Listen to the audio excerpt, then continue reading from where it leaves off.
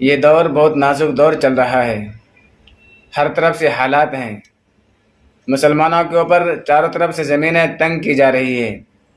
کبھی ٹوپی کے نام پہ مار دیا جاتا ہے، کبھی مسلمان نام سن کر کے ان پہ ختم کر دیا جاتا ہے، کوئی داڑھی کو دیکھ کر ان پہ اوپر انہیں پریشان کیا جاتا ہے۔ ہر طرف سے حالات ہیں۔ ایسے موقع پر ہمیں چاہیے کہ ہم مضبوط حفاظتی حصار اپنے پاس رکھیں۔ ہر انسان کو چاہیے اپنے پاس حفاظت کا مضبوط قلعہ ہو، روحانی حفاظت کا مضبوط قلعہ۔ ظاہری طور پر جو کر سکتے ہیں کوشش وہ کیجیے، لیکن اپنے پاس جو اپنے بس میں ہے، جو اپنے طاقت میں ہے، روحانی حصار، روحانی مضبوط قلعہ، اگر وہ ہم عمل کر لیں گے تو کوئی مائی کا لال ہمیں کچھ بگاڑ نہیں سکتا، ہماری طرف آنکھ اٹھا کے دیکھ نہیں سکتا۔ انسان تو انسان، جنات شیاطین بھی ہم سے دور ہو جائے گا۔ شرعی قسم کے انسان جو انسان کو نظر بد لگاتا ہے، جو ساحر جادوگر پریشان کر کے کرتا ہے، وہ بھی ہمارے نام سے خوف کھائے گا۔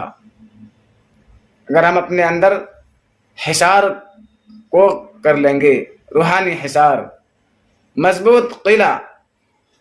مضبوط قلعہ کیا ہے؟ جو انسان کی شرارتوں سے بھی حفاظت کرتا ہے، جناتی شیاطین سے بھی حفاظت ہوتی ہے۔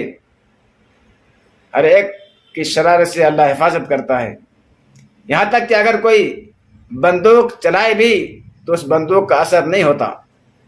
کوئی لاٹھی سے حملہ کرے تو لاٹھی کا زور نہیں چلتا، لاٹھی ہو، بندوق ہو، یا اور کسی طریقے سے بھی حملہ آور ہوگا تو وہ حملہ ناکام ہو جائے گا۔ حصار کا مضبوط قلعہ، حفاظت کا مضبوط قلعہ روحانی، وہ کیا ہے؟ ہر فرض نماز کے بعد، 5 وقت فرض نماز کے بعد، یہی بڑا مسئلہ ہے، مشکل۔ 5 وقت نماز پڑھنا پڑتا ہے، کچھ پانے کے لیے کچھ تو کوشش تو کرنی پڑے گی۔ اتنا مضبوط حفاظت کا قلعہ، اتنا حفاظت کا مضبوط قلعہ ہے، اس حفاظتی حصار کو کوئی توڑ نہیں سکتا۔ لیکن شرط ہے ہر فرض نماز کے بعد 6 مرتبہ پڑھنا ہے قل هو اللہ احد، بس 6 مرتبہ پڑھنا ہے قل هو اللہ احد۔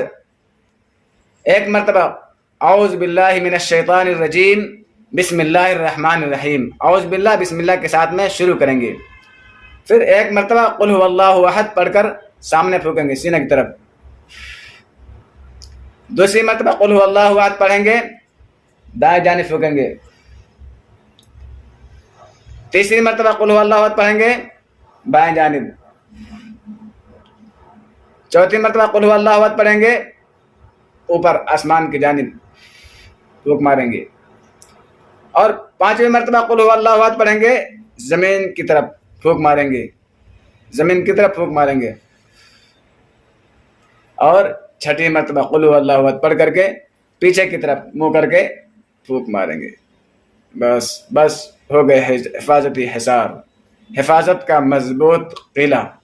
اگر پابندی کر لے بلا ناغہ، یہی مشکل مسئلہ ہے، پابندی، ناغہ نہ ہو، کبھی ناغہ ہو جائے فرض نماز کی، پھر قضا کر لیں، قضا کے بعد یہ عمل کو دہرا لیں۔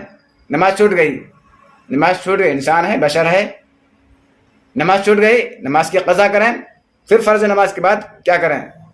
یہ عمل کر لیں، بس انشاءاللہ الحفیظ ہر قسم کی ہوائی، آسمانی، زمینی بلاؤں سے بھی حفاظت ہوگی، لاٹھی بندوق سے بھی حفاظت ہوگی۔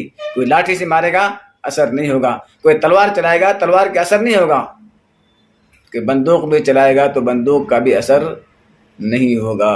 یہ حفاظتی حصار ہے روحانی، بشرطے کہ کوئی عمل کرنے والا ہو۔ پابندی پابندی پابندی، یہی تو نہیں ہوتا، پابندی ہی نہیں ہوتا، نماز کی پابندی ہی نہیں ہوتی تو کہاں سے حفاظت ہوگی؟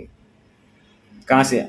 ہر انسان پریشان ہے، کوئی جادو سے پریشان ہے، کوئی بیماری سے پریشان ہے، کوئی شرکش شیاطین جنات سے پریشان ہے، کوئی دوسرے غرضوں سے پریشان ہے۔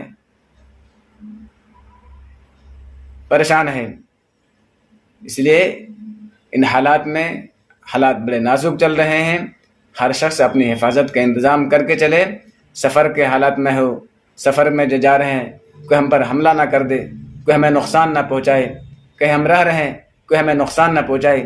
اس لیے حفاظتی حصار ہر ایک اپنے پاس رکھیں، اس کو عمل کریں۔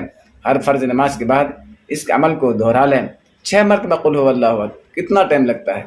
6 مرتبہ قل هو اللہ احد کتنا ٹائم لگتا ہے، لیکن کتنا فائدہ کتنا ہے، کتنی بلاؤں سے حفاظت ہوتی ہے، کتنی مصیبتیں ٹلواتا ہے، یہ ہماری کتنی ضرورتیں پوری ہوتی ہے اس سے، ہم اس کا اندازہ نہیں لگا سکتے۔